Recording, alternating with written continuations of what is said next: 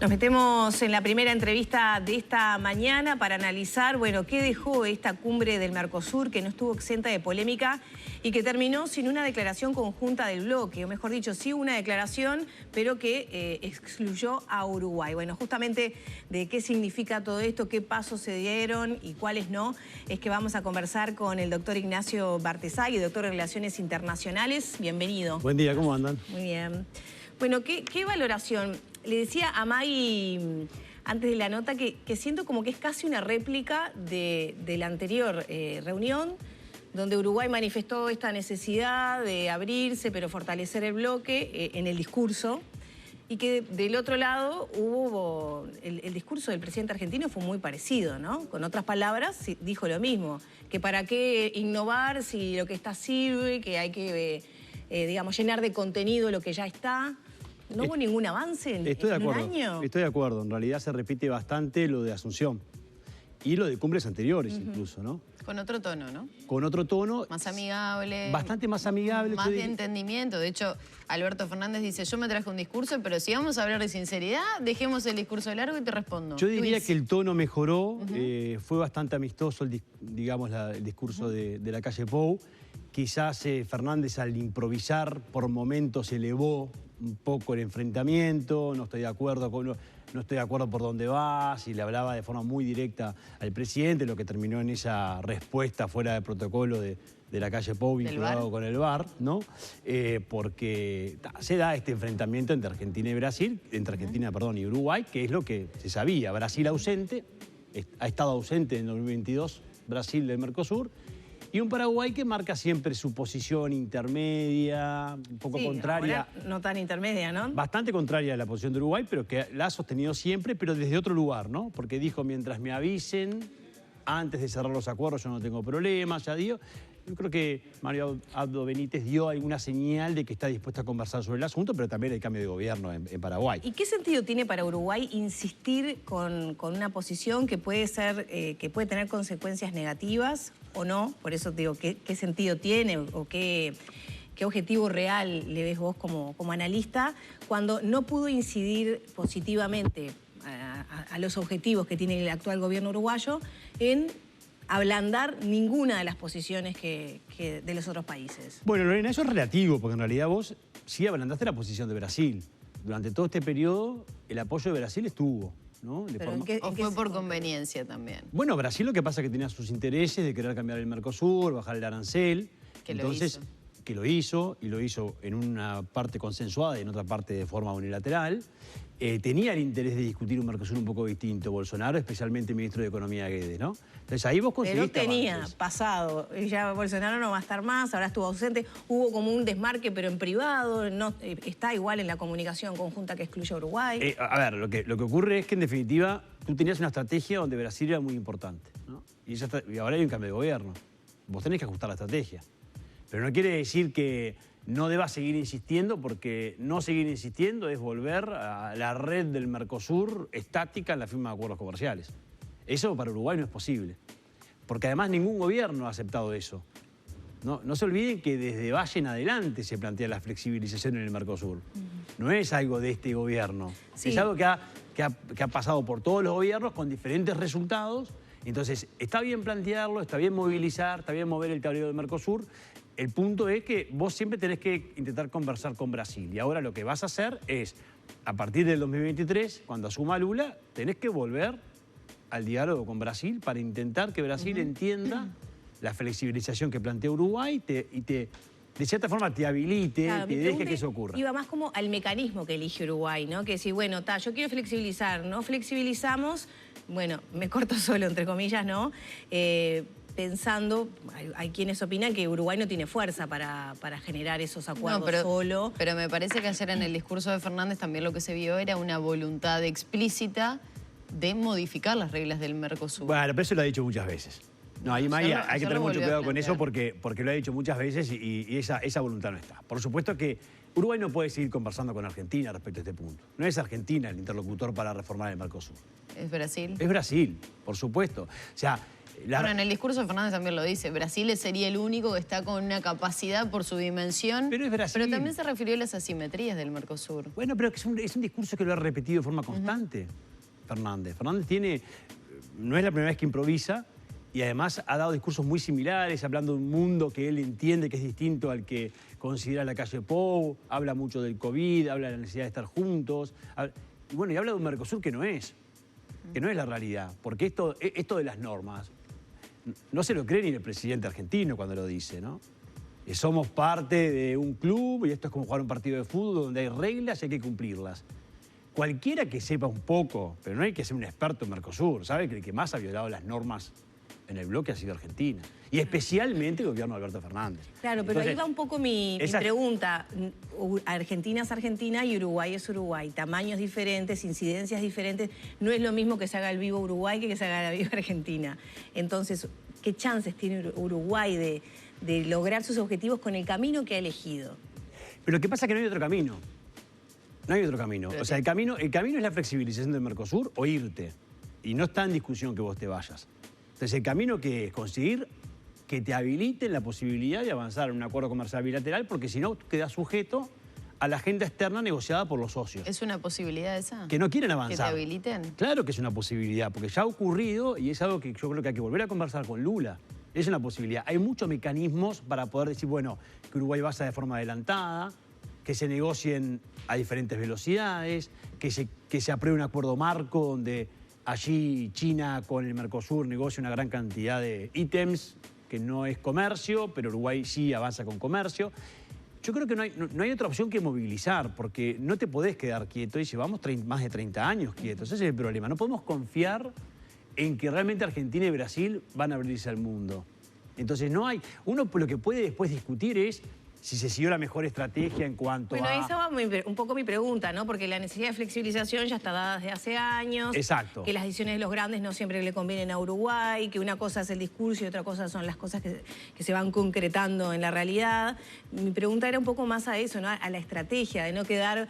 De pecar, a veces se habla de soberbia, ¿no? Que Uruguay pueda cometer un pecado ahí que termine quedándose, digamos, desamparado. Ahí siempre, Lorena, lo que hay son estilos. Por supuesto que los presidentes tienen diferentes estilos. Vos no podés comparar el estilo del presidente de la calle Pou con el de Tabaré Vázquez. Son totalmente distintos. Eso tiene repercusiones en las negociaciones, en la forma de presentar los temas. Las estrategias que se plantean desde Cancillería pueden ser distintas. Todo eso es debatible. Y ahí hay posiciones muy diversas. Yo puedo estar de acuerdo con algunas cosas, con otras no. Pienso que hay momentos. Quizás no era el mejor momento para presentar la nota del CPTPP ahora. El acuerdo transpacífico. Claro. Quizás era bueno esperar un poquito el cambio de gobierno de Brasil o terminar de cerrar lo de China antes de iniciarlo, pero también es cierto que vos quisiste dejar el antecedente de que ya te presentaste antes del cambio de gobierno, entonces también tiene sentido haberla presentado. Todo tiene muchas lecturas. Lo que no podemos, lo que deberíamos estar todos de acuerdo, por lo menos en Uruguay, porque el consenso interno también es importante, porque si tú tenés que ir a pelear con economías como Brasil y con Argentina para conseguir algo, si después en casa no te pones de acuerdo, es complicado. Entonces, en casa deberíamos estar todos de acuerdo en la necesidad de modificar el Mercosur y en la necesidad de que Uruguay tiene que abrirse al mundo. En eso, ¿estamos de acuerdo, sí o no? Eso es lo importante. Después sí, se abre una cantidad de opciones, un abanico muy amplio de opciones, en donde hay algunos que quieren este camino, algunos irían un poquito más despacio, otros más rápido, y en eso sí estoy de acuerdo que hay mucha discusión y está bien que exista ese debate, ¿no? ¿Las consecuencias podrían ser la ruptura del Mercosur? Eso no lo veo. Lo dijo Cafiero en la reunión de cancilleres. Sí, la reunión de cancilleres se repite también lo mismo. En la reunión de cancilleres de lo que había ocurrido en reuniones anteriores. Un poco más duro, me parece. Muy tensa, el discurso del muy canciller. tensa. Sí, muy tensa. Y después me parece que los presidentes bajaron un poco la pelota al piso, ¿no? Hablando ya en términos futbolísticos también. Intentaron, se da ese enfrentamiento entre Fernández al final por lo de las normas, que me parece que hace generar esa respuesta de la calle Pou. Se repite algo que ya venía, pero de vuelta, es porque ahí no está la discusión. Eso es retórica. Ahí no está la discusión de fondo. La discusión de fondo tiene que ver Uruguay con Brasil. A ver, ¿cómo ajustamos la estrategia para que Lula pueda entender lo que está ocurriendo y un Lula que necesita volver a la cancha, un Lula que necesita insertar a Brasil en el mundo, un Lula que necesita recuperar liderazgo en la región, a ver si va a arrancar de entrada enfrentando a Uruguay con un no, un no, un no. O sea, ese no de Argentina ya lo conocemos y no va a cambiar, por lo menos con este gobierno. Entonces, lo que necesitamos ¿qué es? conversar con el próximo gobierno de Brasil, ajustar un poco la estrategia, porque Bolsonaro y Lula no son lo mismo, y a partir de ahí ver si podemos, bueno, llegar a un consenso mínimo de avanzar en la estrategia que Uruguay ha planteado. Y ahí, ¿cómo la ves con Brasil? También trascendió que hubo como una interferencia entre dos ministerios de Brasil. Cancillería adhiere a, digamos, la generalidad de lo que estamos hablando, que es una visión negativa, cómo está trabajando Uruguay, pero por otro lado, en una reunión privada de ministros de Economía se desmarcaron de eso. Es cierto. En privado, no hay ninguna declaración que lo diga, ¿no? Bueno, más o menos porque salió en Bloomberg, ¿no? Sí. Salió en Bloomberg en una entrevista, pero salió en prensa, ¿no? Pero de todas formas, es cierto, eso no es nuevo, ha ocurrido. Itamaraty siempre tuvo una visión mucho más clásica de la propuesta de Uruguay, mucho más arraigada a la institucionalidad y a no seguir ese camino, porque para Itamaraty permitir que Uruguay avance de forma bilateral con China le cuesta. Quiere liderar Brasil el acercamiento con China. Es razonable que eso ocurra. Uruguay tiene que ver cómo le traslada ese liderazgo a Brasil, pero le dice, no me hagas decirle que no a China porque yo necesito ese tratado y vos no lo querés. Entonces, ha ocurrido siempre las diferencias de Itamaraty con economía porque Guedes había tomado el liderazgo de las negociaciones en el Mercosur. ¿A partir de qué? De bajar el arancel externo común. Y ahí le venía bien también que Uruguay plantee la estrategia de flexibilización, porque era parte de la modernización que planteaba Guedes de Brasil más abierto al mundo. Y eso nos vino muy bien, ahora cambia. Ahora vuelve Itamaraty, por supuesto con Lula, Itamaraty va a tener el control total de la política exterior y del Mercosur, y eso es lo que nos obliga a ajustar la estrategia, porque con el mismo camino que veníamos probablemente se puede fracasar. Entonces lo que necesitamos ahora es un pequeño ajuste, volver a conversar con Lula, pero para mí las posibilidades no están cerradas. Ahora hay que priorizar, todo no se puede, de repente, hasta ahora tenés tres antecedentes, ¿no? Que son China, cerraste el estudio de factibilidad, tenés Turquía, cerraste un memorándum de entendimiento para realizar un estudio de impacto, y el CPTPP. Turquía lento. CPTPP, China lento, más lento de lo esperado, ¿no? China más lento de lo esperado del cierre del estudio de factibilidad. Ahora China realiza consultas internas, está esperando obviamente que cambie el contexto en Brasil y está esperando a recibir nuevas señales. Entonces ahí es donde vos tenés que preocuparte. Porque yo creo que sigue estando más cerca China que lo otro. Pero sigue avanzando con otros países de América Latina, China. Y por supuesto, con Ecuador, claramente. Con Ecuador siguió un camino muy parecido al nuestro. Cerró el estudio de factibilidad, inició consultas internas en China y después arrancó las rondas de negociaciones. Y ahora lo están casi cerrando el acuerdo. O sea, hasta que suma, ojalá que se repita lo mismo para Uruguay. Hasta que no suma Lula no va a haber ninguna novedad en ningún acuerdo que Uruguay logre con otras regiones. Pero no solo hasta que asuma, sino hay que terminar de conocer todo su equipo y hay que esperar unos cuantos meses a ver cuál va a ser la política internacional de Lula. Porque Lula, ojo que Lula necesita Uruguay también en algunas cosas. Porque si vos apostás al reingreso de Venezuela al Mercosur, ¿cómo haces sin Uruguay? Si vos apostás a relanzar la UNASUR, ¿cómo haces en Uruguay?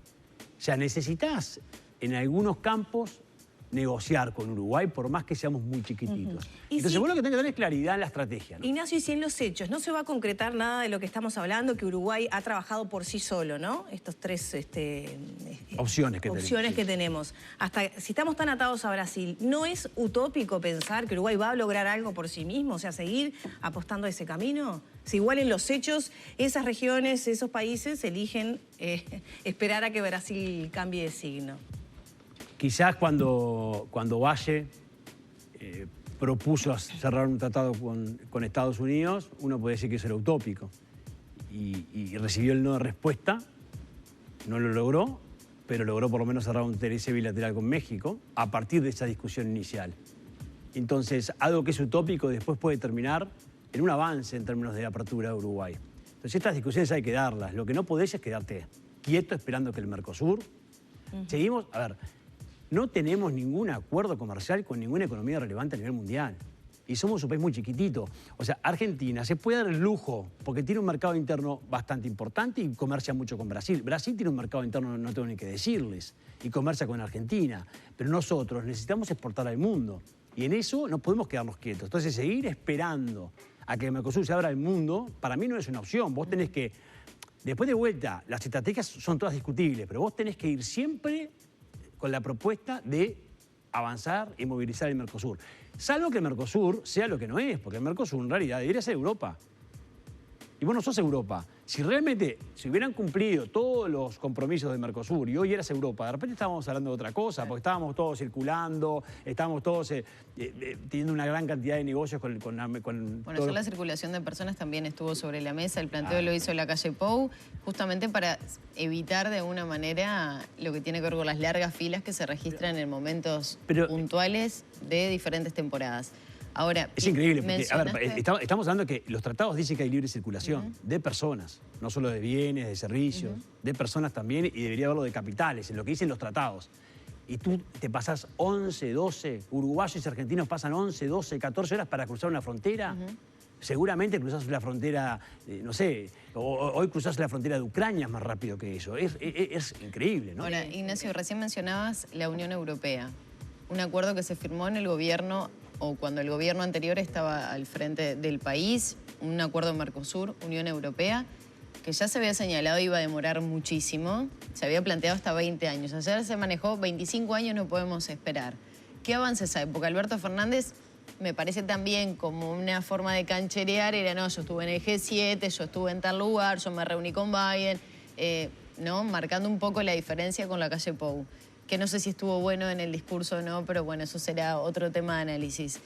Lo que decía era que hay una clara intención de la Unión Europea de bloquear el ingreso de determinados productos. ¿Estamos más cerca o estamos más lejos de ese acuerdo? ¿Nos sirve el día de hoy tener un acuerdo con la Unión Europea? Por supuesto que sería central. Lo que ocurre es que es un acuerdo que demoró 20 años en cerrarse y ahora se cerró en 2019 y llevamos discutiendo desde 2019 a ver si entra en vigor o no, porque no se terminó todavía de cerrar, porque la Unión Europea quiere agregar nuevos compromisos adicionales en términos ambientales.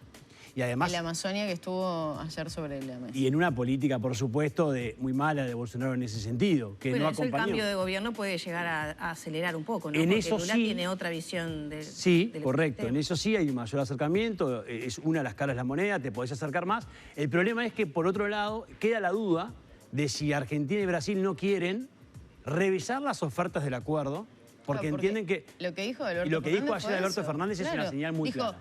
Miren que la Amazonia sí interesa, pero no es el motivo puntual. Estuvo muy agresivo con Europa. Es el bloqueo del ingreso de carne, por ejemplo, que saben que esta zona es muy buena, el ingreso al bloque europeo. Yo creo que lo que se puede leer, lo que subyace del comentario de ayer de Fernández, tiene que ver con eso. Tiene que ver con estaría dispuesto a revisar el acuerdo y eso sería un problema. Y es una señal más de lo que hablábamos. Es una señal más de que todavía Brasil y Argentina no quieren abrirse al mundo y nosotros estamos ahí estancados. Ignacio, tenemos que cerrar.